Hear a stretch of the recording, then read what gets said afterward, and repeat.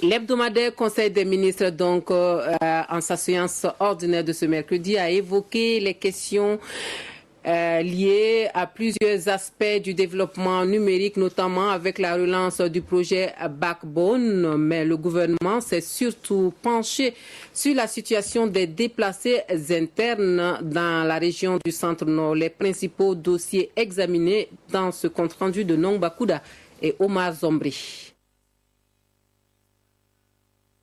La situation sécuritaire dans la région du Centre-Nord est l'un des principaux dossiers de ce Conseil des ministres. Plus de 10 000 personnes déplacées suite aux différentes attaques terroristes ont été recensées à Kongoussi. Le gouvernement a donné des instructions pour des actions idoines en faveur de la prise en charge de ces déplacés. Au jour d'aujourd'hui, nous avons positionné à peu près 200 tonnes actuellement sur Kongoussi et de l'huile, du savon, des conserves pour la réponse d'urgence et des couvertures. Nous avons des problèmes d'abri. Vous savez que les écoles ont repris, donc nous ne pouvons pas ouvrir les écoles à ces personnes, mais nous avons demandé à nos partenaires de trouver des abris pour répondre. Mais en attendant, nous avons des abris de fortune et surtout nous avons des bâches que nous avons convoyées avec les 200 tonnes là pour répondre urgemment à un problème d'abri.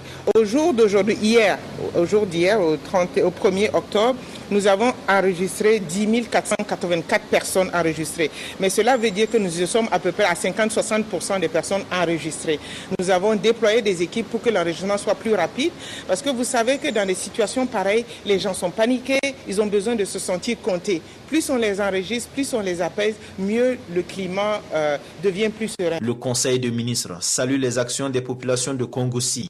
Plusieurs se sont mobilisés pour accueillir les déplacés internes.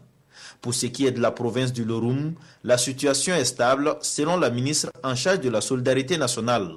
Plus de 20 000 personnes déplacées ont été recensées dans cette localité.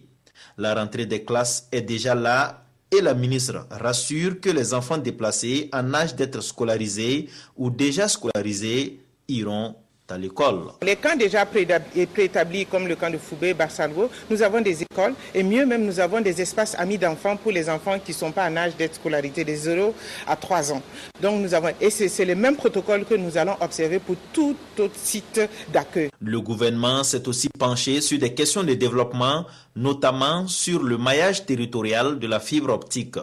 Et à cet effet, un financement a été trouvé pour conduire le projet Backbone. Vous savez que le projet de Backbone vise donc à connecter quasiment tous nos chefs-lieux de région et les zones frontalières afin d'avoir une vraie infrastructure capable de porter cette économie numérique-là.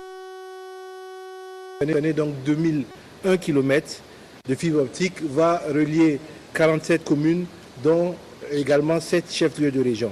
Le coût de cette première phase-là, et c'est là où le financement intervient, est d'à peu près donc 65 milliards de francs CFA. Sur le volet infrastructure, il est prévu des travaux d'entretien périodiques de plusieurs routes dans diverses localités. Il y a 7 marchés qui ont été acceptés. Je voudrais vous en donner lecture. La route départementale Yako-Gompoussoum-Ouema, la route nationale Yako-Kordé-Koudougou, la route régionale Bilanga-Ademtenga, la route nationale numéro 2 Kortimoro-Boulsa, la route départementale Imbasko-Soa-Siglé-Pela et la route Torodo-Zungu. Lors d'une récente sortie médiatique, le Premier ministre avait annoncé que l'UTS, l'impôt unique sur le traitement de salaire, sera appliqué à partir de janvier 2020 sur les indemnités des travailleurs du public, à l'instar de ceux du privé. Le porte-parole du gouvernement confirme et il affirme que cela rétablit l'équité dans le régime d'imposition entre salariés du public et du privé.